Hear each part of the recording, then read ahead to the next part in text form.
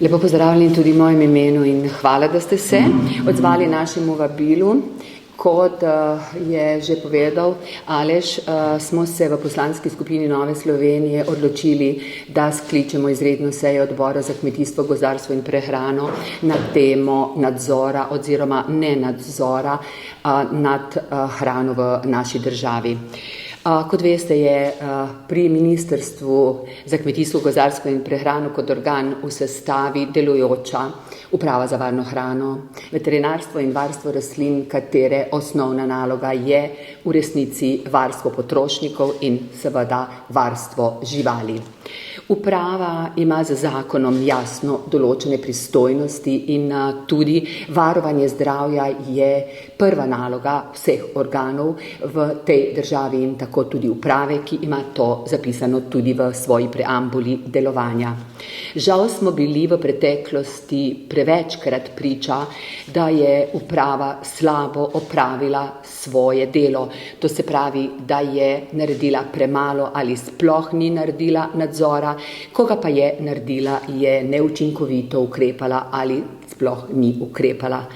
To zadnje se je zgodilo tudi zdaj z slivami.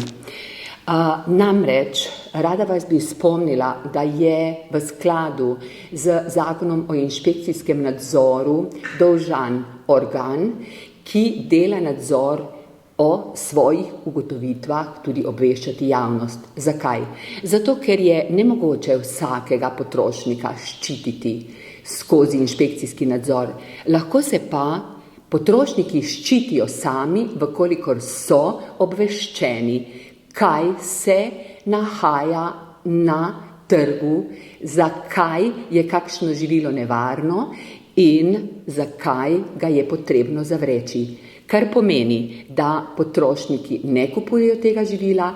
Še bolj pomembno pa je, kar se je zgodilo v zadnjem primeru sliv, da če je že živilo kupljeno, da ga ali vrnejo tam, kjer so ga kupili, ali ga pa zavržejo. Torej ga ne zaužijejo in sami sebi ne ogrožajo zdravja oziroma sami sebe zaščitijo. Velikokrat smo se že pogovarjali ravno o sadju in zelenjavi, ko Uprava za varno hrano ni nadzirala trgovcev ob cestah, ki so nelojalna konkurenca slovenskemu kmetu, ali jih je pa slabo nadzirala. Vsekakor pa v javnosti ni obsodila takšnega dejanja.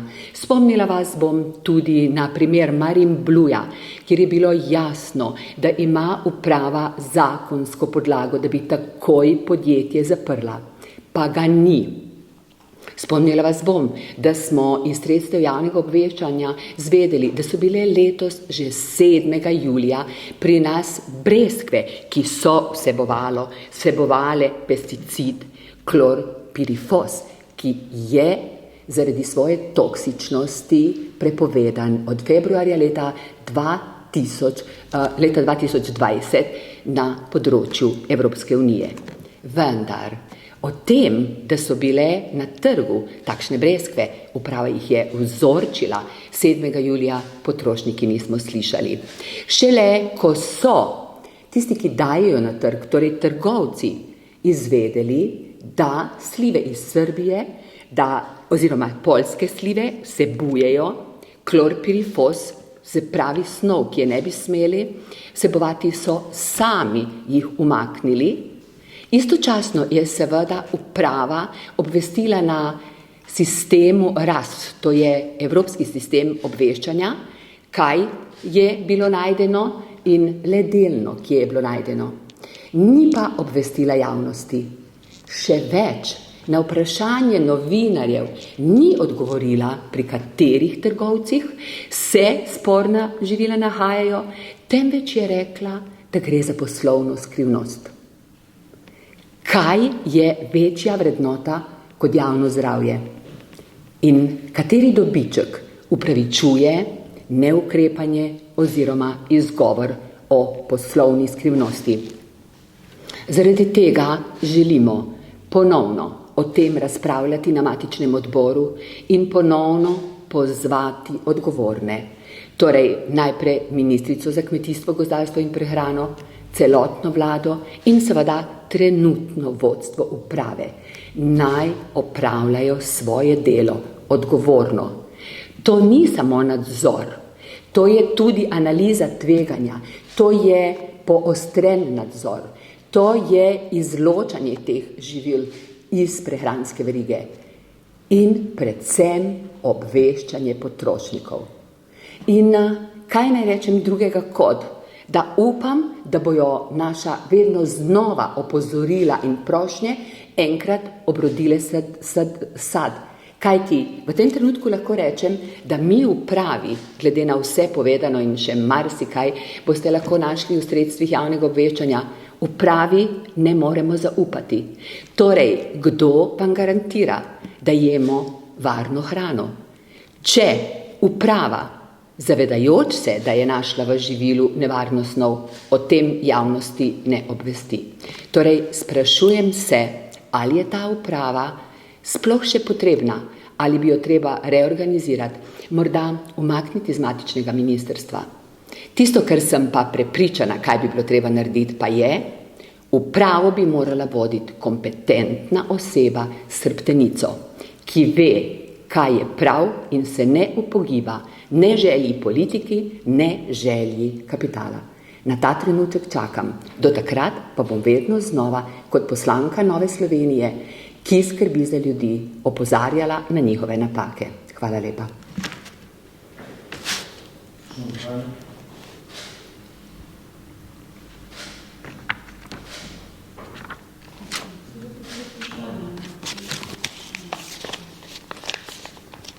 Hvala lepa. Izvolite. Kje je po vašem mnenju sistem odpovedal? Ker zdaj se izgovarjajo na upravi, da so delali analize in tako naprej in povejo, kako je to šlo. To se pravi, kaj bi po vašem mnenju? Zdaj tukaj sistem je nekje zatajil. Kje je sistem zatajil? In a je to stvar, ko mora nekdo sprejeti odgovornost, vi seveda želite pozvati na odgovornost, zdaj, da.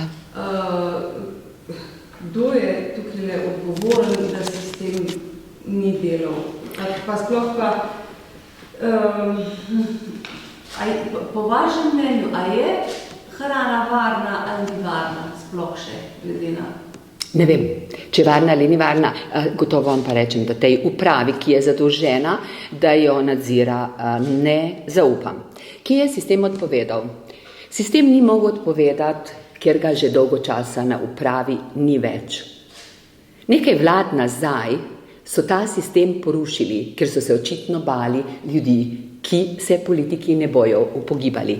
Sistem se je začel rušiti takrat, ko so vzeli upravi samostojno PR službo in jo prenesli na ministrstvo. Ministrstvo je najprej političen organ, drugo pa ministrstvo spodbuja proizvajalce, ne kar tako, kar z denarjem, da veliko proizvajajo. Uprava pa za razliko od ministrstva dela ravno nasprotno, nadzira te proizvajalce. To se pravi, že naravno je konflikt interesov med upravo in med ministrstvom. Toda dokler je upravo vodila oseba, ki je imela kompetence vodenja in je delovala izključno strokovno, govorim ne samo o eni osebi, ampak o ekipi, in so tudi ministri to razumeli, je uprava lahko delovala in sama zase lahko rečem, da name noben minister ni vršil pritiska, ker je jasno vedel, da bo neuspešen.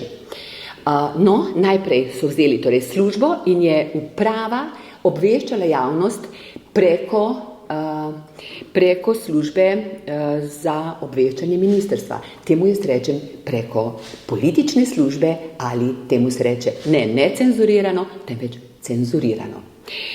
Drugo pa že davno nazaj je bil na to mesto vodenja uprave nameščen generalni direktor, ki ni človek, ki bi hotel opravljati nalogo direktorja kot varuha potrošnikov, ampak je bil tam verjetno zato, da je kimal ministrom. In zdaj sistema ni več. In kaj še? Celo, to pa moram spomniti, Ministrica Irena Šinko je tega človeka zamenjala. Piše se Matjaž Guček. Zdaj je pa njegovo najtesnejšo sodelavko imenovala za VD gospod Matjaž Guček, ta, ki je zakrivil kar nekaj napak, zadnja v nebo pijoča je Marin Blu, pa je njen namestnik. Kako naj pričakujemo, da se bo na upravi dejansko kaj spremenilo?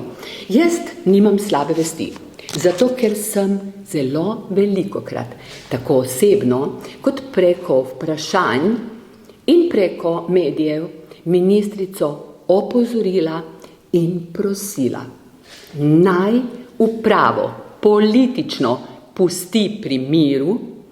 Edina njena naloga je, da tam imenuje kompetentno osebo. Spomnili se boste, da so se v 3 zadnjih 4 mesecih tam zamenjali 3 ljudje, torej naj ne kadruje po upravi. Edina njena kadrovska naloga je, da najde kompetentnega direktorja in potem naj uprava dela strokovno. Veste, uprava je organ, ki je vpet direktno v Bruselj, v mednarodne tokove, kajti vsi veste, da potuje hrana znotraj Evrope brez veterinarskih in drugih certifikatov, kar pomeni, da mora biti nadzor skrbno načrtovan, da mora biti na osnovi analize tveganja. To pomeni, da morajo tisti, ki nadzirajo, vedeti, kje so lahko šibke točke, da jih morajo nadzirati, da morajo to preprečiti. Tega vsega ni več. Včasih smo delali tako. Ni več analize tveganja. Glejte, če bi bila analiza tveganja, potem bi verjetno šli, takoj ko so ugotovili, smo rekli julija, da je bilo nekaj v Breskvah, veste, da je poletje čas sadja, ciljano iskati, pregledovati vse sadje in bi nas lahko obvestili nekoliko prej o tem, pa morda je to še kje drugje, saj mi niti ne vemo. Breskve, slive, jabolke, saj ne vemo. Vemo pa nekaj, da so časi težki in da bojo proizvajalci